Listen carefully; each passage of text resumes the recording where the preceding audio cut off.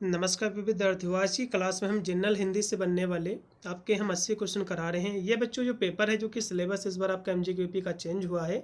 ये बच्चों पेपर को कोर्स के तहत फोर्थ सेमेस्टर में कल ये आपका पेपर लगा हुआ है 7 मई को एमजीक्यूपी में। ये बच्चों paper BA BSc BCom BBA सभी कोर्सों का यही पेपर आपका लगा हुआ है सामान्य हिंदी का। इसमें बच्चों आपके 50 क्वेश्चन आपके जो कि एमजीक्यूपी में पूछे जाएंगे। मैं इसमें आज आपके सिलेबस के अकॉर्डिंग जो भी आपका सिलेबस है जनरल हिंदी का, मैं उसी के अकॉर्डिंग सारे इसमें क्वेश्चन में लेके आया हुआ हूँ। टोटल बच्चों आज हम 80 क्वेश्चन इसके करा रहे हैं। इसमें से काफ़ी क्वेश्चन आपको अपने एग्जाम में देखने को मिलेंगे, या भी ऐसे कह सकते हो कि इन्हीं से आपका पूरा का पूरा पेपर आपका जो है कवर हो जाएगा। तो चलेगा, सभी विद्यार्थी इस क्लास को अटेंड करेंगे, वीडियो को शेयर करेंगे दोस्तों भाई से। सभी विद्यार्थी सभी प्रश्नों को देख ले जो कि कल के पेपर में यही सारे छपने वाले हैं।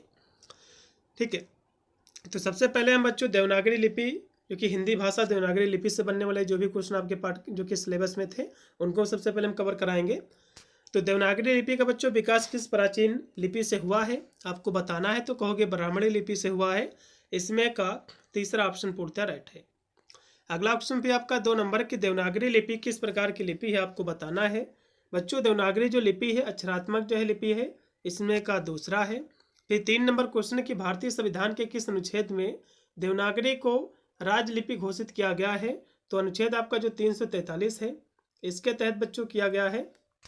उसके बाद है देवनागरी लिपि में हिंदी के अलावा कौन सी भाषाएं बच्चों इसमें जो है लिखी जाती है, तो इसमें मराठी संस्कृत नेपाली ये सभी। इसमें का चौथा ऑप्शन पूर्णतः राइट है। फिर आपका 5 नंबर क्वेश्चन की देवनागरी लिपि के संबंध में कौन सा कथन सत्य है आपको बताना है। तो बच्चों देवनागरी जो लिपि है ये बाएं से दाएं की ओर जो है लिखी जाती है, इसमें का बच्चों पहला ऑप्शन। फिर आपका है कि तो देवनागरी लिपि का बच्चों उद्भव मुख्य रूप से किस लिपि से माना जाता है आपको ये बताना है।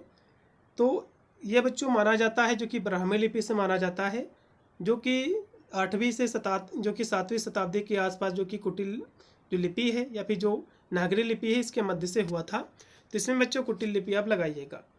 अगला क्वेश्चन भी देखिएगा कि देवनागरी लिपि में कुल कितने अक्षर वर्ण हो सकते हैं, तो 52। उसके बाद है कि देवनागरी लिपि की सबसे प्रमुख विशेषता क्या है आपको बताना है। तो यह बच्चों अक्षरात्मक लिपि है, बिल्कुल ये भी इसकी विशेषता है। यह वैज्ञानिक और निंदात्मक है। इसमें बच्चों शिरोरेखा मतलब जो ऊपरी रेखा का प्रयोग होता है, बिल्कुल ये सभी इसमें का डी। फिर है कि देवनागरी लिपि में कौन सी भाषा नहीं लिखी जाती आपको बताना है। देवनागरी लिपि में बच्चों कौन सी भाषा नहीं लिखी जाती, तो उर्दू बच्चों नहीं लिखी जाती है और सभी लिखी जाती है।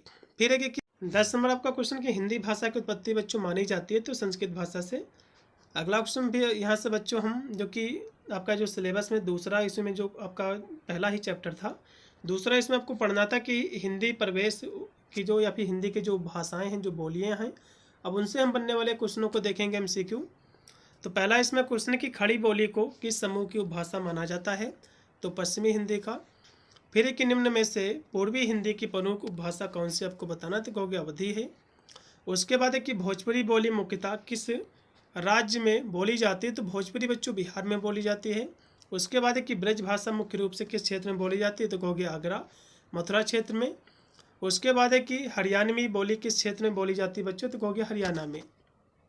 उसके बाद है कि तुलसीदास ने रामचरितमानस किस भाषा में बच्चों रचा है, तो कहोगे अवधी भाषा में। यह क्वेश्चन आपके एग्जाम में जरूर बनेगा बच्चों। फिर एक निम्नलिखित में से कौन सी बोली हिंदी की मानक बोली का आधार मानी जाती है, तो खड़ी बोली मानी जाती है, इसमें का तीसरा है।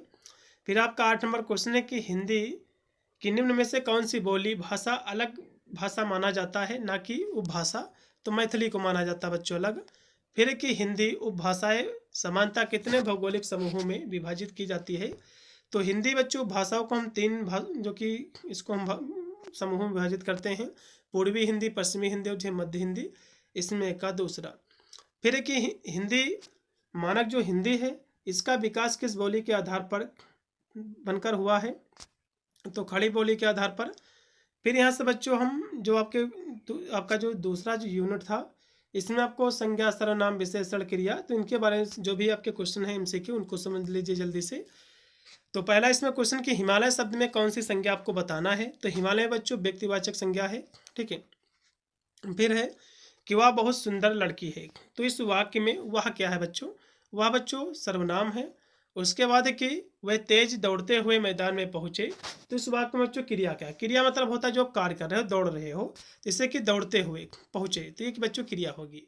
फिर कि ईमानदारी जो शब्द है किस संज्ञा का उदाहरण आपको बताना है। तो बच्चों भाववाचक है, ईमानदार होना बच्चों भाव उसका है। फिर कि यह जो है मीठा फल है। तो इस वाक्य में विशेषण शब्द क्या आपको बताना है। तो विशेषण मतलब होता है उसकी एबिलिटी जो बताता है, जैसे कि मीठा है, कड़वा है, खट्टा है, नमकीन है, तो इसको हम कहते हैं बच्चों विशेषण। इसमें काव्य। फिर एक संज्ञा या सर्वनाम की विशेषता बताने वाले शब्द क्या कहलाते हैं, इसको हम विशेषण कहते हैं। इसमें काव्य है। तुम कहाँ जा रहे हो, इस वाक्य में कौन सा सर्वनाम आपको बताना है।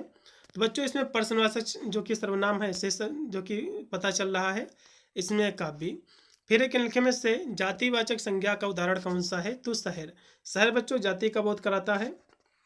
इसमें काव्य। फिर है कि लड़कपन किस जो है प्रकार की संज्ञा आपको बताना, तो भाववाचक संज्ञा है। फिर है कि संजय की पतंग पीले रंग की है। तो इस वाक्य में संज्ञा शब्द पहचानना आपको है। तो संजय और जो पतंगे संज्ञा हो जाएंगी। उसके बाद हाँ, फिर यहाँ से सारे क्वेश्चन आपके हो गए। इसमें संज्ञा क्या होती है बच्चों, थोड़ा सा उदाहरण के माध्यम से इस वाक्य में समझ लीजिए। जैसे कि मोहन पुस्तक या फिर खुशी, तो इसको हम संज्ञा कहते हैं। जैसे कि वाक्य में पढ़िए, जैसे कि मोहन स्कूल जा रहा है, तो मोहन क्या है बच्चों, संज्ञा है। सर्वनाम की बात करें, जैसे कि वह, मैं और तुम, जैसे कि वह मेरा मित्र है, तो ये वाक्य प्रयोग है। ठीक है। विशेषण क्या होता है, जैसे कि एबिलिटी उसकी बताइए, जैसे कि मीठा है, अच्छा बोलता है, तेज है, पढ़ने में अच्छा है, इस तरह से। अब बच्चों यहाँ से और भी देखिएगा, इसमें जो भी क्वेश्चन हम सीखे 20 क्वेश्चन और भी देखिएगा, जो कि तद्भव, तत्सम, देशज और देह विशेष से लिए गए हैं। जैसे कि अग्नि का तद्भव रूप क्या आपको बताना, तो अग्नि का तद्भव हो जाएगा बच्चों आग। फिर है कि निम्नलिखित में से कौन सा शब्द तत्सम आपको बताना, तो मयूर जो है तत्सम आपका हो जाएगा। फिर है कि लोटा कैसा शब्द है बच्चों, तो लोटा जो है देशज शब्द है। इसमें काशी, ये बच्चों सभी शब्दों को पहचानना आपको पता होना चाहिए। फिर कि डॉक्टर बच्चों शब्द किस भाषा से आया है, तो अंग्रेजी भाषा से। फिर कि दुग्ध का तद्भव रूप क्या होगा बच्चों, दूध होगा। उसके बाद कैची जो है किस भाषा का शब्द है, तो तुर्की भाषा का शब्द है। आसर का तद्भव रूप क्या है बच्चों, तो अचरज हो जाएगा। उसके बाद है कि चाय किस भाषा का शब्द है, चीनी बच्चों शब्द है। फिर कि हृदय का तद्भव रूप क्या है, तो हृदय का बच्चों हिया हो जाएगा, इसमें का पहला।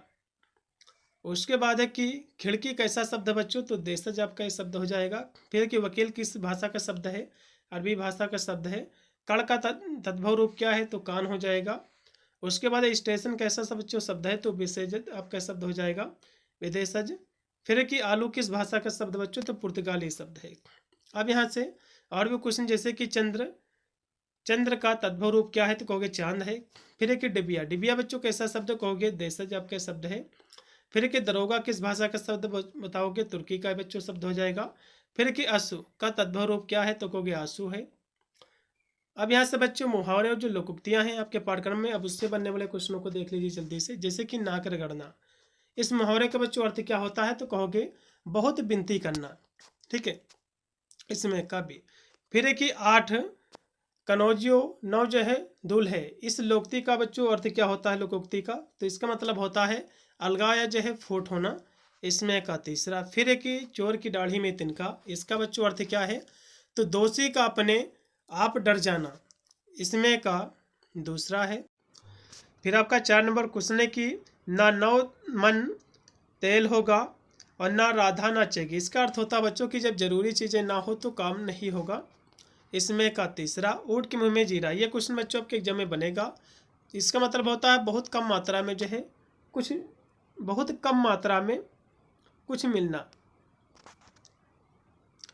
फिर है कि दांतों जो है तले जो है उंगली दबाना, इसका मतलब होता है कि अतंज आश्चर्य करना। उसके बाद है कि घर की मुर्गी दाल बराबर, इस लोकोक्ति का अर्थ होता है कि घर की चीज़ों की जो है कद्र होती है। फिर है कि आसमान से गिरा खजूर मेटका, इसका अर्थ होता है बच्चों की एक मुसीबत से निकल के दूसरी जो है मुसीबत में फंसना। फिर है कि नाच न जाने आंगन टेढ़ा, इसका बच्चों अर्थ होता है कि अपनी कमी छिपाने के लिए बहाना बनाना। फिर है कि दूध का जला छाछ भी फूक फूक कर पीता है, इसका बच्चों अर्थ क्या होता है, इसका अर्थ होता है कि जो व्यक्ति बार बार धोखा खा जाता है वह बहुत सावधान हो जाता है। इसमें का दूसरा। फिर यहाँ से है, यहाँ से मुहावरे लोकोक्तियाँ जो कि मैंने आपको कराए हैं। अब यहाँ से बच्चों पर्यायवाची देख लीजिए आपके, जो कि पाठ्यक्रम में क्वेश्चन इससे भी बनेंगे। जैसे कि आकाश का पर्यायवाची बच्चों क्या है, आकाश का पर्यायवाची जो बच्चों हो जाएगा व्योम हो जाएगा। इसमें का दूसरा। फिर है कि निम्नलिखित में से कौन सा शब्द फूल का पर्यायवाची नहीं है, आपको बताना है। तो देखो जो आपका तुंजा शब्द है ये बच्चों इसका पर्यायवाची नहीं है, क्योंकि फूल का बच्चों सुमन, कुसुम ये सब इसके पर्यायवाची होंगे। फिर है कि दिनकर का बच्चों पर्यायवाची शब्द क्या है, तो कहोगे भास्कर है। उसके बाद है अग्नि का पर्यायवाची शब्द कौन सा नहीं है, तो आग भी इसका बच्चों पर्यायवाची है, अनल भी, पावक भी है, लेकिन जो अनिल है ये बच्चों हवा का जो है पर्यायवाची, तो ये बच्चों पर्यायवाची इसका शब्द नहीं है। फिर है कि पानी का सही पर्यायवाची क्या है, तो कहोगे जल, नीर जो है, जो कि सलील हो जाएगा। उसके बाद विलोम शब्द यहाँ से आपको बच्चों क्वेश्चन बनेंगे, जैसे कि मृदुल का विलोम शब्द क्या है बच्चों, मृदुल का हो जाएगा कठोर। फिर है कि ऋणात्मक का जो है विलोम क्या होगा, तो कहोगे धनात्मक हो जाएगा। उसके बाद है कि कलुष, कलुष के बच्चों सही विलोम क्या होगा, तो निष्कलुष हो जाएगा, इसमें का डी। फिर यहाँ से अहंकार का विपरार्थक शब्द कौन सा हो सकता है बच्चों, तो विनम्रता हो जाएगा, इसमें का बी। अगला ऑप्शन भी आपका जटिल का बच्चों विलोम शब्द क्या है, तो कहोगे सरल होगा। उसके बाद है तो अनल और जो है अनिल शब्द का युग्म का सही आपको अर्थ बताना। तो इस अनिल का मतलब होता है बच्चों आग, इस अनिल का मतलब होता है हवा, इसमें का दूसरा बच्चों राइट होगा। फिर कि तो 2 नंबर आपका क्वेश्चन है कि कुल और जो है कुल का सही अर्थ क्या है, तो कुल मतलब होता है वंश और कुल मतलब हो जाएगा किनारा, ठीक है। फिर है कि अंश और जो है अंश, इस शब्दों का आपको सही अर्थ बताना है। तो बच्चों इसमें जो पहला जो अंश इसमें दिया हुआ है, तो इसका बच्चों जो मतलब हो जाएगा वो हो जाएगा हिस्सा, इसका मतलब होता अंश हो जाएगा कंधा, इसमें का सी। अगला ऑप्शन भी आपका कि ग्रह है और ग्रह, इसका बच्चों अर्थ क्या होगा आपको बताना है। इसका मतलब होता बच्चों नक्षत्र, इस ग्रह के मतलब होता बच्चों घर, इसमें का दूसरा। फिर यहाँ से है कि अपेक्षा और जो उपेक्षा, इसका सही बच्चों अर्थ क्या हो जाएगा, तो अपेक्षा मतलब होता तुलना में और उपेक्षा मतलब होता तिरस्कार, ठीक है, उपेक्षा करना, उसके जो है निंदा करना, इसमें का सी। अब यहाँ से बच्चों जो कि शब्द समूह वाक्यांश से शब्द जो कि बनने वाले इनको भी समझ लीजिए। जैसे कि जो पहले कभी ना हुआ हो उसके लिए एक शब्द क्या है बच्चों, उसको हम अभूतपूर्व कहेंगे, इसमें कभी। फिर है कि जिसके समान कोई दूसरा ना हो उसको बच्चों अद्वितीय कहेंगे, इसमें का पहला। जो सब कुछ जो है जानता हो, जो सब कुछ बच्चों जानता हो उसको हम सर्वज्ञ कहेंगे, इसमें का सी होगा। जो बिना वेतन के काम करे उसे क्या कहा जाएगा बच्चों, उसको हम अवैतनिक कहेंगे, इसमें का पहला। फिर यहाँ से बच्चों लास्ट का क्वेश्चन 5 नंबर है कि रास्ता दिखाने वाला व्यक्ति क्या कहलाता है, उसको हम बच्चों पथ प्रदर्शक कहेंगे। तो ये थे बच्चों आपके 80 क्वेश्चन जो कि मैंने कराए हैं, इसमें से काफ़ी क्वेश्चन आपको अपने एग्जाम में देखने को मिलेंगे, इसलिए सभी विद्यार्थी सभी प्रश्नों को देख के जाएंगे और पेपर आपका हो जाएगा। तो पेपर अपना इस नंबर पर भेज देना, मैं उसके आंसर की करा दूंगा 8173840090 पर, ठीक है, जिससे मैं उसकी आंसर की करा दूंगा और आपके जो जूनियर स्टूडेंट हैं उनके लिए महत्वपूर्ण रहेगा अगले साल के लिए। मिलता है वीडियो के लिए, तब तक सभी को thank for watching this video.